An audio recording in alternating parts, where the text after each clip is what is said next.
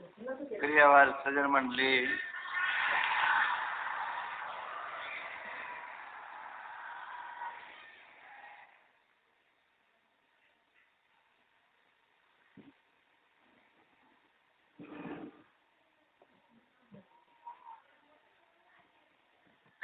जिस प्रकार एक सुंदर भवन हो और उसमें रोशनी भी हो, उसमें बैठने का हर एक इंसान को आनंद मिलता है, सुख मिलता है, सुख महसूस करता है।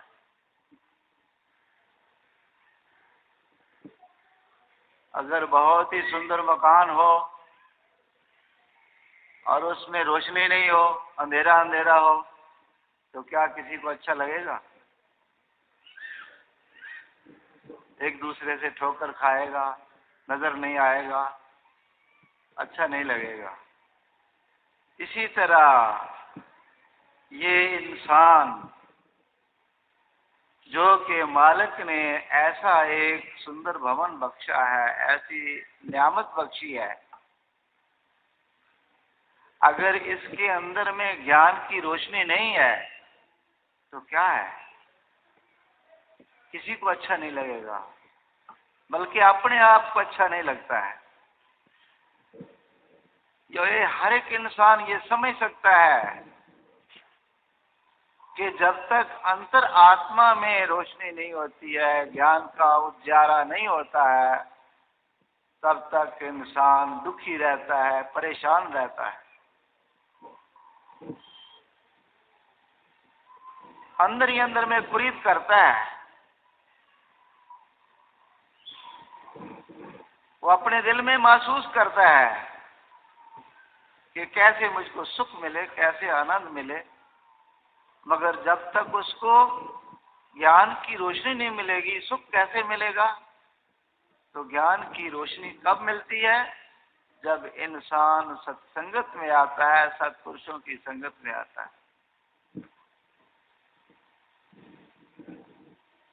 आज हर एक इंसान का दिल खुशी से झूम उठता होगा जबकि उसको ऐसे ज्ञान की रोशनी मिलती हो और वो ज्ञान की रोशनी के मकाम पर पहुंच गया हो। तब हर एक इंसान जो है वो महसूस करता है, हाँ, कि अब सुख का समय आ गया है, सुख मिलने का, सुख प्राप्त करने का ये अवसर मिल गया है। इसलिए हर एक गुरुमुख को, हर एक इंसान को इस चीज का खास ख्याल होना चाहिए कि ये कुदरत ने जो ऐसा अनमोल, कीमती और दुर्लभ मानुष देही बख्शी है, ये किसके लिए? ये खास मकसद के लिए है। इस मकसद को पूरा करना इसका अपना काम है। और मकसद उसका कहाँ पूरा होगा? जब सत्पुरुषों की संगत मिलेगी। तो इसकी कदरों कीमत या इसकी हकीकत को जानना भी हर एक का काम नहीं, हर एक इंसान समझ नहीं सकता। तो ये कुदरत ने ऐसा अनमोल तन बख्शा है, किस लिए और कितनी कीमती चीज है, कितनी कदर की चीज है, किस काम के लिए भेजा है कुदरत ने। ये बहुत ही कीमती चीज है, बहुत ही अनमोल तन है जो कुदरत ने इसको प्रदान किया है। कहते हैं 84 लाख जूनियों के बाद ये मानुष जन्म मिला है। एक जन्म नहीं, दो जन्म नहीं, 84 लाख जूनियों के बाद कई युग बीत गए। फिरत बहुत ही युग हारे हो, मानस दे लई, नानक कहत मिलन की बरिया सिमरत कहा नहीं। इसको एक बरस नहीं, दो बरस नहीं, एक जन्म नहीं, दो जन्म नहीं, कई युग बीत गए। ये पुकार करता रहा कि कब ऐसा अवसर मिले, कब ऐसा जन्म मिले जिसमें मैं मालिक की भक्ति करके फिर से अपने मालिक से जा मिलूं।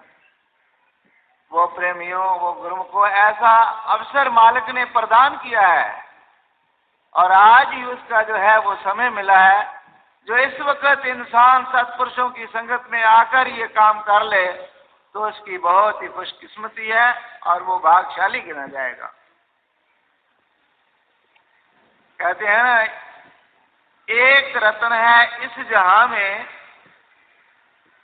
जो मिलता बारंबार नहीं, जो फूल गिरा जब डाली से फिर होता वो गुलजार नहीं। इस रत्न की कीमत भारी जानत लोग गवार नहीं, कांच किरच बदले में लेवे जबते हर हर सार नहीं। ये एक ऐसा रत्न है, ऐसा कीमती जौहर है, ऐसा हीरा है, कहते हैं जो बार बार नहीं मिलता। दुनिया में जो है, जो हीरे लाल जवाहरात बहुत कीमती चीजें हैं, वो फिर भी यत्न से, कीमत से मिल जाती हैं। धन देने से या उसका बदले में एवज में कोई चीज देने से वो मिल जाते हैं, मगर ये मनुष्य तन का जो रत्न है, हीरा है, ये बार बार नहीं मिलेगा। चाहे लाख यत्न करे, चाहे करोड़ यत्न करे, ये एक बार हाथ में आया हुआ फिर दोबारा नहीं मिलेगा। इसलिए महापुरुष फरमाते हैं कि इससे कुछ अपना काम ले लो। अगर ये रत्न कीमती है तो आप कीमती रत्न, कौन सा कीमती रत्न इससे लो? वो है मालिक की भक्ति, मालिक का भजन, बंदगी। इससे वो रत्न, वो कीमती हीरा, वो कीमती वस्तु खरीदो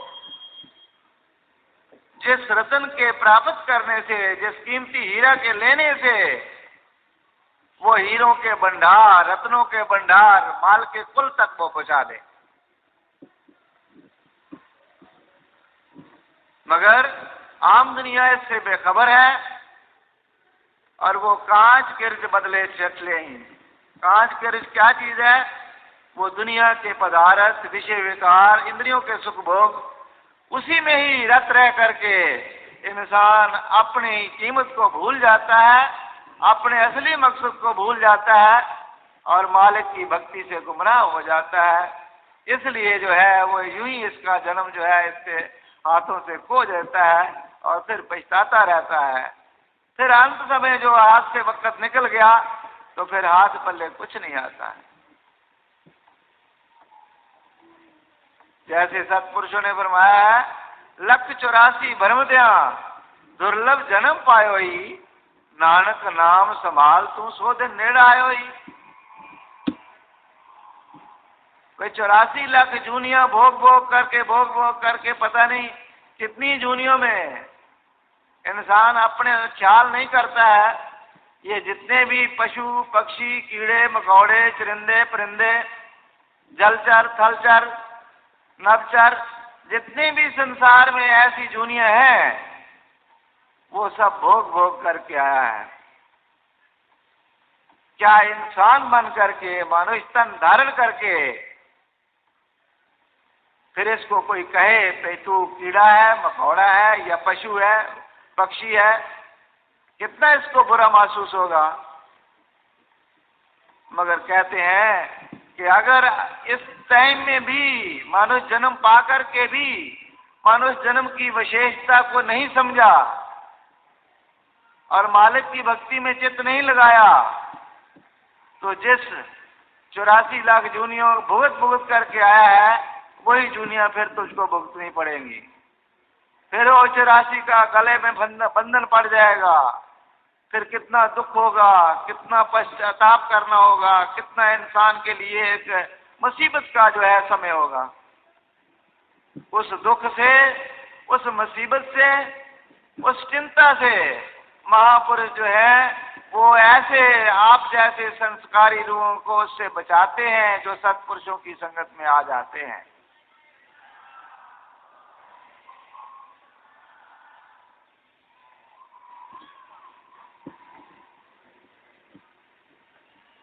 आप ही देखो, संसार में अगर कोई इंसान किसी खड्डे में गिर जाए, अंधे कुएं में गिर जाए, तो उसको बाहर निकाल दो, कोई ऐसा भला पुरुष आ जाए उसको कुएं से निकाल दे, तो कितना एहसान मानता है। थोड़े टाइम के लिए, थोड़ी जिंदगी है, 2 बरस, 4 बरस, 10 बरस, 20 बरस, वो बड़ा एहसान मानता है। तो जो महापुरुष इस तरीका बता रहे हैं कि 84 लाख जूनियों के खड्डे से तुमको निकाल दें, तो फिर आपको कितना एहसान मानना चाहिए और कितना शुक्रगुजार होना चाहिए और कितनी अपनी खुशकिस्मती समझनी चाहिए। ये भी सोचने की बात है। ये एक जन्म का नहीं है, बड़े युगों की बात है। मगर यही पहले ये कहा गया है कि जब तक इंसान सत्पुरुषों की संगत में नहीं आता, ज्ञान की रोशनी नहीं मिलती, तब तक अंधेरे में पड़ा हुआ है। इसको नहीं पता चलता कि मैं कौन हूँ, मेरी क्या कीमत है और किस मकसद के लिए संसार में आया हूँ। ये सब कुछ किसी चीज का पता नहीं चलता, सिवाय इसके कि वो दुनिया के कामों में रचा पचा रहे। ये मेरा माल धन है, ये मेरा परिवार है, ये मेरी जायदाद है, ये मेरा फलानी चीज है, और मेरी मेरी करते करते इंसान सबको जो है अपने हाथों से खो देता है। उसको असली चीज का पता ही नहीं चलता। और मेरी क्या फिर काम आती है अंत समय? कहते हैं ना, मेरी मेरी क्या करे, जिस दिया सो प्रभ लोड, सर पर उठी चलना छट जाती लख करोड़। अगर इंसान कहता है ये मेरी चीज है, ये मेरी चीज है, जब जाएगा तो कोई साथ ले जाएगा? लाखों करोड़ों अरबों का मालिक हो, कोई जाते समय एक पाई भी ले गया? आपने वैसे भी इतिहास में सुना होगा कि कारू ने 40 गंज खजाना जोड़ा था। सिकंदर ने जो है कितने मुल्क फतेह किए थे। तो जब यहाँ से गया, दुनिया से गया, तो उसने कहा कि मेरे हाथ जो है कफन से खाली हों, हाथ नंगे हों, ताकि सब दुनिया को पता चले कि सिकंदर जैसा बादशाह जो है हाथ खाली किया है, कुछ भी साथ नहीं ले गया।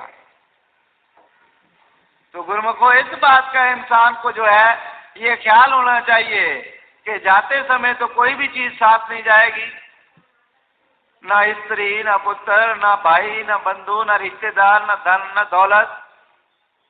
साथ केवल जो है मालिक की भक्ति जाएगी, वही सहायता करेगी। इसलिए उससे ही प्यार करना चाहिए, उसको ही दिल में बैठाना चाहिए, उसको अपनाना चाहिए। बाकी दुनिया के काम धंधे हैं, वो फर्ज के मुताबिक इंसान को पूरे करने हैं, मगर असली फर्ज जरा इसका यही है। साथ तेरे जाएगा एक प्रभु का नाम ही, जिस दुनिया पर तू है फिदा वो दर हकीकत है नबी। कहते हैं साथ जाने वाली एक मालिक का नाम है, सच्चा नाम वही है। और जिस दुनिया पर इंसान कुर्बान हो रहा है वो तो नाशवान है, नफी है, किसी चीज ने साथ नहीं देना, केवल एक मालिक का नाम। मगर वो नाम किसको मिलता है? जो गुरुमुख जन सत्पुरुषों की संगत में आ जाते हैं। फिर आप ही दिल में अनुभव करो कि वो हकीकी चीज, वो सच्ची चीज, वो साथ जाने वाली चीज, वो मालिक से मिलाने वाली चीज आपको मिली हुई है। फिर आप कितने खुशकिस्मत हैं। फिर उसको प्रयोग में लाएं, उससे फायदा उठाएं, उसका रात दिन आप सिमरन करेंगे, रात दिन उसको जो है याद करेंगे, तो जिसकी याद की जाएगी वो आपको मिल जाएगा। अगर मालिक की याद के लिए आपको ये भजन मिला हुआ है, नाम मिला हुआ है, तो वो नाम नामी से आपको मिला देगा। फिर सब काम आपके सिद्ध हो जाएंगे। जिस ईश्वर परमात्मा से बिछड़ी हुई रूह जो है आज भटके खा रही है, वो एक ना एक दिन जो है मालिक की याद करते करते करते करते उसी में नाम में लीन होकर के उसमें जा समाएगी, तो अपना काम पूरा हो जाएगा।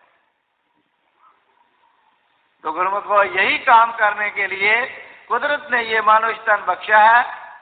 जो प्रेमी जन, गुरमुख जन सत्पुरुषों की हिदायत के मुताबिक उस पर अमल करते हैं और उनको अपने हृदय में बैठा करके मालिक की भक्ति में चित्त लगाते हैं, संसार में रहते हुए भी वो खुशो खुर्म रहते हैं और अंत समय जो है उसका सेला हो जाता है, मालिक से जा मिलते हैं। यहाँ भी उनका जो है तो जिंदगी जो है खुशो खुर्म होती है और अंत समय जो है मालिक के नाम को जपते जपते वो मालिक के धाम में जा पहुंचते हैं।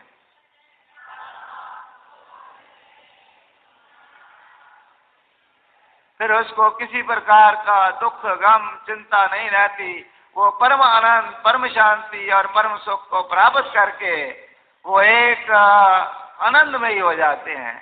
ये इंसान की मानुष जन्म की जो है ये आखिरी सीढ़ी है। महापुरुष जो है वो आखिरी सीढ़ी यानी जो अपनी मंजिल तक पहुंचाना चाहते हैं, तो गुरुमुख जन भी इसी के मुताबिक वही काम करके अपने आप को जो है वो अपनी मंजिल मकसूद तक पहुंचा लेते हैं। यहाँ भी जीवन जो है सुखमय होता है और परलोक भी सुहेला हो जाता है।